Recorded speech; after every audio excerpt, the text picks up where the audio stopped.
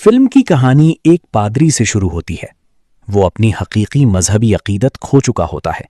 جب اس کا بیٹا پیدا ہوا تو اس نے بہت دعائیں کی، مگر خدا نے اسے شفا نہیں دی۔ آخرکار ڈاکٹروں نے اس کا علاج کیا۔ اسی وجہ سے اس کا ایمان خدا سے ہٹ کر سائنس پر منتقل ہو گیا۔ جب اس کا خدا پر یقین ختم ہوا تو اس نے شیطان اور تمام مافوق الفطرت چیزوں پر بھی یقین کھو دیا۔ اب وہ یہ ماننے لگا تھا کہ اس دنیا میں شیطان جیسی کوئی چیز موجود نہیں، یہ سب انسانوں کی بنائی ہوئی کہانیاں ہیں۔ لوگ دراصل ذہنی بیماریوں کا شکار ہوتے ہیں اور اسے شیطان سے جوڑ دیتے ہیں۔ پتہ چلتا ہے کہ کاٹن مارکس بھی ایک بڑے پادری کا بیٹا تھا، اسی لیے لوگ اس کی جھاڑ پھونک ایکسرسزم پر بہت یقین رکھتے تھے۔ وہ لوگوں پر جعلی جھاڑ پھونک کرتا تھا اور انہیں یقین دلا دیتا تھا کہ ان کے اندر سے شیطان نکال دیا گیا ہے۔ حیرت کی بات یہ تھی کہ ان جعلی عمل کے باوجود لوگ ٹھیک ہو جاتے تھے اور ہر بار کاٹن کا اپنے اوپر یقین بڑھتا جاتا تھا۔ وہ سمجھتا تھا کہ واقعی اس نے انہیں ٹھیک کیا ہے، چاہے وہ شیطان ہو یا صرف انسان کا ذہن۔ وقت گزرتا گیا اور اب مارکس ان سب چیزوں سے تنگ آ چکا تھا۔ اگرچہ اس کی بیوی ہر معاملے میں اس کا ساتھ دیتی تھی، مگر وہ اب یہ سب چھوڑنے کا فیصلہ کر چکا تھا۔ اسی دوران اس کی ملاقات دو فلم میکرز آئرس اور ڈینی سے ہوتی ہے۔ وہ جھاڑ پھونک اور ایسے معاملات پر ایک ڈاکیومنٹری بنانا چاہتے تھے۔ یہاں کاٹن مارکس انہیں بتاتا ہے کہ شیطان جیسی کوئی چیز نہیں ہوتی اور جھاڑ پھونک محض ایک دھوکہ ہے۔ وہ کہتا ہے، میں بھی لوگوں کو صرف یہ یقین دلاتا ہوں کہ ان کے اندر سے شیطان نکل گیا ہے اور وہ ٹھیک ہو جاتے ہیں۔ اب وہ یہ سب چھوڑنے سے پہلے دنیا کو سچ بتانا چاہتا تھا تاکہ لوگ ان باتوں پر یقین کرنا چھوڑ دیں۔ اسی لیے وہ ڈاکیومنٹری بنانے پر راضی ہو جاتا ہے اور ایک آخری جھاڑ پھونک کرنے کا فیصلہ کرتا ہے تاکہ اس کی ویڈیو بنا کر حقیقت دکھائی جا سکے۔ اپنی ٹیم کے ساتھ وہ ایک گاؤں جاتا ہے جہاں ایک کسان نے اپنی بیٹی نیل پر جھاڑ پھونک کے لیے بلایا ہوتا ہے۔ راستے میں وہ گاؤں کے بارے میں کافی معلومات حاصل کرتا ہے اور اسے ایک عجیب حقیقت کا پتہ چلتا ہے کہ وہاں کے بہت سے لوگ ایک خطرناک فرقے سے تعلق رکھتے ہیں جو شیطان کی عبادت کرتے ہیں۔ وہ لوگ شیطان کو خوش کرنے کے لیے مختلف رسومات ادا کرتے ہیں اور یہاں تک کہ بچوں اور انسانوں کی قربانی بھی دیتے ہیں۔ ابتدا میں کاٹن ان باتوں پر یقین نہیں کرتا اور آگے بڑھ جاتا ہے۔ راستے میں اسے ایک لڑکا ملتا ہے جس سے وہ نیل کے گھر کا پتہ پوچھتا ہے۔ جیسے ہی لڑکے کو پتہ چلتا ہے کہ وہ پادری ہے، وہ اس کی گاڑی پر پتھر پھینکنا شروع کر دیتا ہے جو کاٹن کو عجیب لگتا ہے۔ تھوڑی دیر بعد وہ کسان کے گھر پہنچتے ہیں اور کاٹن کو معلوم ہوتا ہے کہ وہی لڑکا کسان کا بیٹا اور نیل کا بھائی ہے۔ کاٹن اس بات کو نظر انداز کرتے ہوئے کسان کی بات سنتا ہے۔ کسان بتاتا ہے کہ اس کی بیٹی پچھلی چند دنوں سے عجیب حرکتیں کر رہی ہیں، حتیٰ کہ اس نے ان کا گھوڑا اور ایک مرغی بھی مار دی ہے۔ پھر وہ انہیں گھر لے جاتا ہے اور نیل کے کچھ کپڑے دکھاتا ہے جو مکمل طور پر خون سے بھری ہوتے ہیں۔ مگر حیرت کی بات یہ ہے کہ جب وہ نیل کو دیکھتی ہیں تو وہ بالکل نارمل لگتی ہے۔ کچھ دیر بعد کاٹن نیل سے بات چیت شروع کرتا ہے۔ نیل ایک 16 سالہ لڑکی تھی اور یہ بات سامنے آتی ہے کہ اس کی ماں حال ہی میں وفات پا گئی تھی، جس کی وجہ سے وہ شدید ذہنی دباؤ اور صدمے کا شکار ہو گئی تھی۔ کاٹن اس سے پوچھتا ہے کہ کیا اس نے گھوڑا یا کوئی اور جانور مارا ہے، لیکن نیل اس بات سے انکار کرتی ہے اور کہتی ہے، اگر میں نے کیا بھی ہو تو مجھے یاد نہیں۔ اس کے بعد نیل اسے اپنے کمرے میں لے جاتی ہے اور اپنی بنائی ہوئی کئی تصویریں دکھاتی ہے۔ ان تصویروں میں ایک تصویر مریم یعنی میری کی بھی ہوتی ہے جو ایک یہودی ملکہ تھیں اور جسے یہودی اپنا مسیحا مانتے ہیں۔ اس کے بعد کاٹن کسان سے اس کی بیوی کی موت کے بارے میں مزید معلومات حاصل کرتا ہے۔ پھر جب وہ جھاڑ پھونک کے لیے کچھ سامان لینے اپنی گاڑی کی طرف جاتا ہے تو راستے میں اس کی ملاقات کسان کے بیٹے سے ہوتی ہے۔ لڑکا اس سے کہتا ہے، میں نہیں چاہتا کہ آپ یہاں رکیں اور جھاڑ پھونک کریں۔ وہ اس کی وجہ بھی بتاتا ہے کہ اس کے خیال میں اس کی بہن بالکل ٹھیک ہے اور اسے کسی جھاڑ پھونک کی ضرورت نہیں۔ کاٹن بھی اندر ہی اندر یہی سوچتا ہے، مگر وہ اتنے سارے ڈرامے کے بعد یہ بات کھل کر نہیں کہہ سکتا، اس لیے وہ ہنس کر بات ٹال دیتا ہے اور اندر چلا جاتا ہے۔ اندر آ کر وہ اپنا سامان رکھتا ہے اور جھاڑ پھونک شروع کرنے کی تیاری کرتا ہے۔ وہ ایک پانی سے بھرا ٹب بھی لے آتا ہے اور نیل کے پاؤں اس میں رکھ دیتا ہے۔ پھر وہ سب سے کہتا ہے کہ آنکھیں بند کریں تاکہ وہ دعا پڑھ سکے۔ حقیقت میں وہ دعا نہیں پڑھ رہا ہوتا بلکہ پانی میں کوئی کیمیکل ڈال رہا ہوتا ہے، اور یہ منظر نیل کا بھائی دیکھ لیتا ہے۔ وہ ہنستا ہے اور وہاں سے چلا جاتا ہے۔ جب سب لوگ آنکھیں کھولتے ہیں تو کاٹن دکھاتا ہے کہ پانی ابل رہا ہے جیسے کوئی کیمیائی رد عمل ہو رہا ہو، مگر وہ سب کو یہ یقین دلاتا ہے کہ یہ شیطانی طاقتوں کی وجہ سے ہو رہا ہے۔ یہاں کاٹن اعلان کرتا ہے کہ لڑکی پر ایلم نامی ایک شیطان کا سایہ ہے اور اسے مزید سامان لینے کے لیے گاڑی تک جانا ہوگا۔ باہر جا کر وہ اصل میں سگریٹ پینے لگتا ہے۔ وہاں دوبارہ لڑکا اس سے ملتا ہے اور کہتا ہے، اب مجھے آپ سے کوئی مسئلہ نہیں، آپ جو چاہیں کریں، کیونکہ میں نے دیکھ لیا ہے کہ آپ ایک جعلی پادری ہیں اور یہاں جھوٹی جھاڑ پھونک کر رہی ہیں۔ یہ پہلا موقع تھا جب کسی نے کاٹن کا راز پکڑ لیا تھا۔ کاٹن گھبرا جاتا ہے لیکن لڑکا اسے تسلی دیتا ہے، فکر نہ کریں، میں کسی کو نہیں بتاؤں گا۔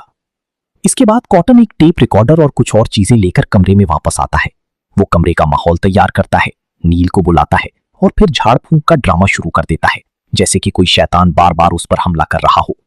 اس کے بعد کاٹن خود ہی شیطان سے لڑنے کا ڈرامہ کرتا ہے۔ آخرکار وہ اعلان کرتا ہے کہ اس نے نیل کو بچا لیا ہے اور اس کا جھاڑ پھونک مکمل ہو گیا ہے۔ یہ سب صرف ایک اداکاری تھی، مگر اس اداکاری نے بچے اور اس کے باپ کو یقین دلا دیا کہ واقعی شیطان اس کے جسم سے نکل چکا ہے۔ اس کے بعد وہ اپنی فیس لیتا ہے اور وہاں سے روانہ ہو جاتا ہے۔ اصل میں ان کا ارادہ تھا کہ وہ سیدھا واپس گھر چلے جائیں، لیکن راستے میں اندھیرا ہو جاتا ہے۔ اسی وجہ سے وہ فیصلہ کرتے ہیں کہ ایک ہوٹل میں رات گزار لی جائے۔ کاٹن اس دن بہت خوش ہوتا ہے کیونکہ اس نے کافی پیسے کما لیے تھے۔ سب لوگ سو جاتے ہیں، مگر اچانک رات کے وقت ایک عجیب سی آواز سے ان کی آنکھ کھل جاتی ہے۔ حیران کن طور پر وہ دیکھتے ہیں کہ نیل ان کے کمرے میں ان کے بیڈ پر لیٹی ہوئی ہے۔ یہ بہت خوفناک بات تھی کیونکہ کمرے کا دروازہ بند تھا اور نیل کو ان کے ہوٹل کا پتہ بھی نہیں معلوم تھا۔ اب کاٹن بھی خوفزدہ ہو جاتا ہے۔ اسی دوران وہ دیکھتے ہیں کہ نیل کی حالت بگڑ رہی ہے، وہ قے کرنے لگتی ہے، تو وہ اسے فوراً ہسپتال لے جاتے ہیں۔ وہاں پہنچنے پر پتا چلتا ہے کہ کوئی خاص مسئلہ نہیں تھا، وہ بس بغیر کسی واضح وجہ کے قے کر رہی تھی۔ ہسپتال میں کاٹن نیل کے والد کو فون کرتا ہے۔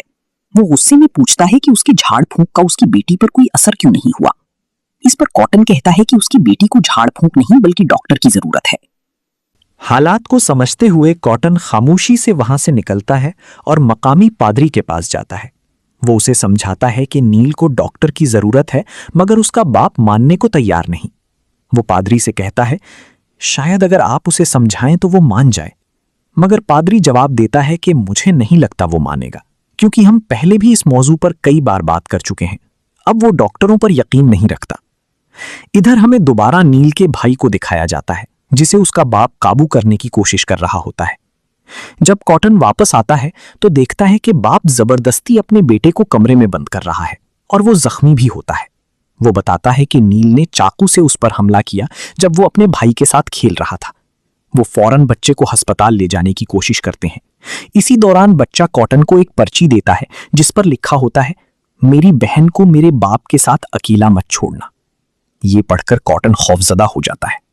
وہ فوراً اپنی ڈاکیومنٹری ٹیم کے ساتھ نیل کے پاس جاتا ہے اور اس سے اس کے باپ کے رویے کے بارے میں سوال کرتا ہے۔ کیا وہ اسے تنگ کرتا ہے، مارتا پیٹتا ہے؟ مگر نیل جواب دیتی ہے کہ ایسا کچھ نہیں ہے، میرے ابو مجھ سے بہت محبت کرتے ہیں۔ اس کے بعد وہ نیل کو سلا دیتے ہیں اور کمرے سے باہر آ جاتے ہیں۔ اچانک انہیں نیل کے کمرے سے رونے کی آواز آتی ہے۔ یہ آواز کسی بچے کے رونے جیسی ہوتی ہے۔ جب وہ اندر جا کر دیکھتے ہیں تو پتا چلتا ہے کہ نیل باتھ روم میں ایک بالٹی کو پانی میں ڈبو کر ایسے حرکت کر رہی ہے جیسے کسی بچے کو ڈبونے کی کوشش کر رہی ہو اور ساتھ ہی بچے کی رونے کی آواز نکال رہی ہو۔ بڑی مشکل سے وہ اسے قابو میں کرتے ہیں اور دوبارہ اس کے کمرے میں لا کر سلا دیتے ہیں۔ وہاں انہیں یہ بھی نظر آتا ہے کہ نیل نے ایک مردہ بلی کی تصویر بھی بنائی ہوئی تھی۔ اسی دوران کاٹن کو یاد آتا ہے کہ وہ اپنا ریکارڈر وہیں چھوڑ آیا تھا۔ وہ اسے اٹھاتا ہے اور ریکارڈنگ سننا شروع کرتا ہے۔ ریکارڈنگ میں وہ سنتا ہے کہ نیل کسی سے لاطینی زبان میں بات کر رہی ہے۔ حالانکہ نیل کو لاطینی زبان آتی ہی نہیں تھی، تو پھر وہ کیسے بول رہی تھی؟ یہ بات نہ صرف کاٹن بلکہ آئرس اور ڈینی کو بھی پریشان کر دیتی ہے۔ ابھی کے لیے وہ سب اسی گھر میں رکنے کا فیصلہ کرتے ہیں، کیونکہ نیل کے بھائی نے کہا تھا کہ اس کی بہن کو اکیلا نہ چھوڑیں۔ رات کے بیچ میں نیل دوبارہ جاگ جاتی ہے اور ان کا کیمرہ چرا لیتی ہے۔ وہ نیچے بیسمنٹ میں جاتی ہے اور اسی کیمرے سے کیٹ پر حملہ کر دیتی ہے، اسے بری طرح مار ڈالتی ہے۔ ہر طرف خون ہی خون پھیل جاتا ہے اور کیٹ وہیں مر جاتی ہے۔ اسی دوران وہ کیمرہ بھی ٹوٹ جاتا ہے جس میں پوری ڈاکیومنٹری ریکارڈ ہو رہی تھی۔ یوں ان کی ساری ریکارڈنگ ضائع ہو جاتی ہے۔ اس کے بعد نیل کاٹن کو مارنے کے لیے اس کے پاس آتی ہے، مگر عین وقت پر کاٹن جاگ جاتا ہے۔ وہ کسی طرح نیل پر قابو پا لیتا ہے اور اسے واپس اس کے کمرے میں لے جاتا ہے۔ جب وہ ادھر ادھر دیکھتے ہیں تو انہیں کیمرہ نہیں ملتا۔ جب وہ نیچے جا کر اسے تلاش کرتے ہیں تو انہیں کیٹ کی لاش ملتی ہے جو انتہائی خوفناک حالت میں ہوتی ہے۔ یہ دیکھ کر وہ سب ہل جاتے ہیں۔ چونکہ اب تک نیل کی ہر بنائی ہوئی تصویر حقیقت بن چکی تھی، اس لیے آئرس اور ڈینی بہت زیادہ خوفزدہ ہو جاتے ہیں اور فوراً وہاں سے جانے کی دھمکی دیتے ہیں۔ مگر کاٹن انہیں کہتا ہے، میں نے پہلے ہی کہا تھا کہ یہ سب شیطان اور جھاڑ پھونک جیسی چیزیں حقیقت نہیں ہیں۔ مجھے یقین ہے کہ نیل نے خود ہی بلی کو مارا ہوگا۔ تم لوگ آرام کرو اور سو جاؤ، जब वो बात कर रहे होते हैं तो दोबारा नील के कमरे से अजीब आवाजें आना शुरू हो जाती हैं। इस बार नील फिर से लातीनी जबान में किसी से बात कर रही होती है। जब वो कमरा खोलकर देखते हैं तो वहां कोई भी नहीं होता। वो दरवाजा बंद कर देते हैं और उसी वक्त नील कॉटन की तरफ एक अजीब और खौफनाक मुस्कुराहट देती है। इसी दौरान उन्हें अस्पताल से एक वॉइस मेल मौसूल होती है जिसमें बताया जाता है कि नील के टेस्ट के नतीजे आ गए हैं और वो हामला है। ये सुनकर सब हैरान रह जाते हैं क्योंकि वो अभी कम उम्र लड़की थी। ये कैसे मुमकिन था? कॉटन के जहन में सबसे पहले यही ख्याल आता है कि शायद उसके बाप ने उसके साथ कुछ गलत किया है, क्योंकि उसके बेटे ने भी उसे पहले खबरदार किया था कि अपनी बहन को बाप के साथ अकेला ना छोड़ें। कॉटन फौरन उसके बाप से बात करने का फैसला करता है, मगर उसका बाप कहता है कि नील अभी तक कंवारी है, उसके साथ ऐसा कुछ नहीं हुआ। वो कहता है ये किसी शैतान का काम है ताकि एक बहुत बड़ा शैतान, एंटी क्राइस्ट, इस दुनिया में आ सके। ये सुनकर कॉटन को लगता है कि वो आदमी पागल हो चुका है और वो उस पर चीखने लगता है। बाप भी गुस्से में आकर कहता है तुम लोग यहां से चले जाओ, तुम मेरी बेटी को ठीक नहीं कर सके, अब मैं खुद उसके अंदर की शैतान से लड़ूंगा। ये कहकर वो फौरन वहां से निकल जाता है और अपनी बीवी की कब्र पर जाकर बैठ जाता है जहां वो दुआ करने लगता है। इधर नील के कमरे से दोबारा अजीब आवाजें आना शुरू हो जाती हैं। ये देखकर कॉटन आयरिस और डैनी से कहता है मुझे लगता है इसका बाप इसे मार डालेगा। इसीलिए कॉटन कहता है हमें इसे यहां से ले जाना चाहिए। जब वो नील को ले जाने के लिए कमरा खोलते हैं तो अचानक लाइट्स बंद हो जाती हैं। वो देखते हैं कि नील अलमारी के ऊपर बैठी हुई है, ऐसी जगह जहां चढ़ना तकरीबन नामुमकिन था। उन्हें देखते ही नील एक अजीब खौफनाक आवाज में गुर्राती है और अचानक ऊपर से छलांग लगाकर कॉटन पर हमला करती है, मगर कॉटन किसी तरह अपना बचाव कर लेता है। अब नील जानवरों की तरह हरकत करने लगती है, अपने हाथों और पांव दोनों का इस्तेमाल करते हुए। इसके चेहरे से साफ जाहिर होता है कि जैसे वाकई उस पर किसी शैतानी ताकत का कब्जा हो। इतने में उसका बाप आ जाता है और उसे इस हालत में देखकर फौरन उसे मारने की कोशिश करता है, मगर कॉटन बीच में आकर उसे रोक लेता है और कहता है रुको, मैं इस बार सही तरीके से झाड़ फूंक करूंगा। ये कई सालों बाद पहली बार था कि कॉटन वाकई झाड़ फूंक करने जा रहा था और वो वाज़ी तौर पर मुश्किल में था। जैसी जैसी झाड़ फूंक आगे बढ़ती है, नील पर शैतान का कब्जा और शदीद होता जाता है। उसका जिस्म मुड़ने लगता है, वो शदीद तकलीफ में होती है। फिर कॉटन पूछता है तुम कौन हो? जवाब आता है एब्लम। ये वही नाम था जो कॉटन ने पहले जाली झाड़ फूंक में बनाया था। कॉटन पूछता है नील कहां है? तुमने उसके साथ क्या किया? शैतान जवाब देता है वो जहन्नम की आग में जल रही है और जल्द तुम भी वहीं होगी। ये सुनकर कॉटन को कुछ अजीब महसूस होता है, फिर भी वो झाड़ फूंक जारी रखता है। शैतान कहता है अगर तुम 10 सेकंड के लिए खामोश रहो तो मैं नील के जिस्म से निकल जाऊंगा। कॉटन उसकी बात मान लेता है और यही उसकी सबसे बड़ी गलती साबित होती है। जैसे ही वो खामोश होता है, शैतान हर सेकंड गिनना शुरू कर देता है और नील की उंगलियां जोर जोर से तोड़ने लगता है। हर सेकंड एक उंगली टूटती है।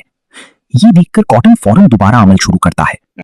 शैतान हंसता है और अजीब जबान में कहता है क्या तुम अपने जिस्म का सुकून चाहते हो?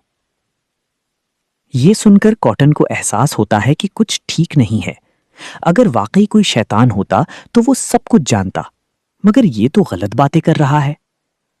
अब कॉटन को यकीन हो जाता है कि नील पर कोई शैतान नहीं बल्कि किसी इंसान ने उसके साथ बहुत बुरा सलूक किया है, जिसने उसकी जहनी हालत खराब कर दी है। वो अब नील से ऐसे बात करने लगता है जैसे वो वाकई नील हो, और आहिस्ता आहिस्ता नील भी नॉर्मल अंदाज में जवाब देने लगती है। एक लम्हे पर तो ऐसा लगता है कि शायद वो कभी भी पोजेस्ड थी ही नहीं, बल्कि सब कुछ एक ड्रामा था। नील काफी देर तक कॉटन से बात करती है। फिर कॉटन बाहर जाकर उसके बाप से कहता है तुम्हारी बेटी पर कोई शैतान नहीं है, वो सिर्फ जहनी सदमे का शिकार है, एक उसकी मां की मौत और दूसरा एक लड़के की वजह से। और नील शदीद तकलीफ में एक सुर्ख रंग के बच्चे को जन्म देती है।